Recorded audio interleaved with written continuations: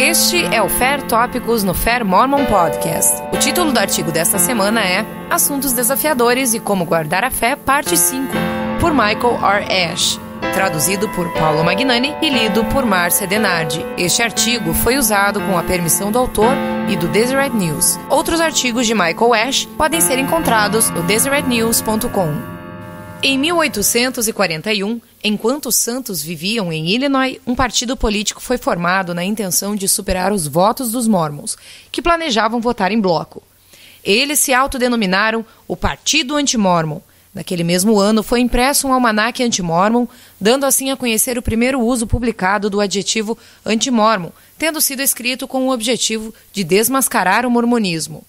Embora a evidência histórica sugira que foram os críticos que, a princípio, usaram o termo anti-mormon para denominar a si próprios, alguns críticos de hoje se opõem de maneira veemente contra este rótulo, clamam que o termo é pejorativo. Apesar de nem todos os críticos serem anti-mormons, o termo descreve exatamente aqueles que ativamente se opõem à Igreja, na esperança de destruir a fé dos membros ou causar o colapso de toda a fé SUD. Anti é uma palavra grega que significa contra e é utilizada em outros termos no português, em palavras combinadas tais como antiabortivo, antidepressivo, antibiótico, antissemitismo.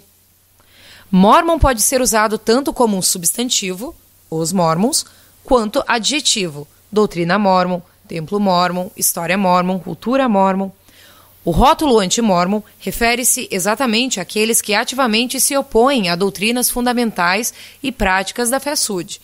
Significaria isto, então, que qualquer um que discorde do mormonismo é um anti-mormon? Certamente não.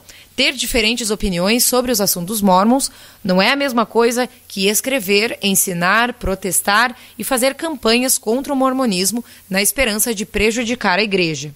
Alguns anti-mormons pisam nas crenças sagradas dos santos dos últimos dias e geralmente estão mais interessados em fazer pontos contra o mormonismo do que em dialogar ou buscar a verdade. Críticos e anti-mormons frequentemente podem ser classificados de duas maneiras: sectários e seculares. Analisemos primeiramente os críticos sectários. Este é o tipo de críticos que a maioria dos membros imagina quando pensa em antimormonismo. Geralmente esses críticos são cristãos evangélicos que se preocupam em proteger suas fronteiras. Eles não querem que seu povo entre em território mórmon. Ao produzir material anti-mormon, eles esperam fechar as mentes, os corações e as portas daqueles que podem vir a conhecer o mormonismo, assim como aqueles que são recém-conversos. Anti-mormons sectários geralmente não atingem a fé de membros antigos da Igreja. Críticos sectários frequentemente afirmam que os mormons não são cristãos e focam em tópicos como a doutrina da deificação do homem, clamam que os mormons adoram um Jesus diferente do da Bíblia, rejeitam escrituras adicionais e a ideia da falibilidade da Bíblia, rejeitam a necessidade de profetas e alegam um erro na crença mórmon de que Jesus seria irmão de Satanás. Analisemos então os críticos seculares. Muitos desses críticos são ex-mormons e seus argumentos geralmente têm um maior impacto nos testemunhos dos santos dos últimos dias. Assuntos levantados por críticos seculares incluem o casamento plural de Joseph Smith, assim como o status matrimonial e a idade de algumas de suas esposas, DNA e o Livro de Mórmon, os meios e métodos de tradução do Livro de Mórmon, versões da primeira visão, o Livro de Abraão, as placas de Kinderhook, maçonaria e o templo, negros e o sacerdócio, tratamento a homossexuais ou mulheres e muito mais. Enquanto os argumentos dos críticos sectários frequentemente focam na interpretação da escritura e da doutrina, os argumentos dos críticos seculares às vezes questionam a existência da revelação, de visões e dons sobrenaturais. Isso não impede os críticos sectários de basearem seus argumentos nos críticos seculares.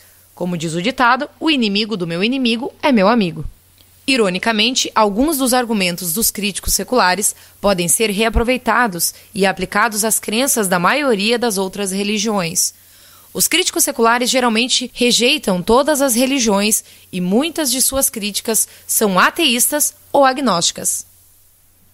Alguns críticos sectários, por exemplo, voltam-se para argumentos seculares anti-mormons, tais como o DNA ou a arqueologia, não se dando conta de que tais argumentos podem ser usados para se questionar a Bíblia também. O que ambos os tipos de críticos têm em comum pode ser resumido com o seguinte argumento: Joseph Smith foi um falso profeta porque... Um crítico sectário pode terminar a frase com: a Bíblia diz que nenhuma escritura pode ser adicionada à palavra de Deus, enquanto que o crítico secular poderá dizer: o papiro de Joseph Smith não menciona Abrão. Nos dois casos, a conclusão de que Joseph Smith não foi um profeta está baseada em suas visões de como um profeta deveria comportar-se, como Deus deveria comunicar-se com os profetas, como as escrituras deveriam ser entendidas ou quais evidências a ciência deveria oferecer para determinar se Joseph Smith foi um profeta. Estes assuntos e os paradigmas que nos levam a eles serão discutidos em futuros episódios desta série. Obrigada por acompanhar este episódio Fair Tópicos. Esta é uma produção da Fair Mormon. As opiniões expressas neste podcast não são necessariamente a visão da Fair Mormon ou de A Igreja de Jesus Cristo dos Santos dos Últimos Dias.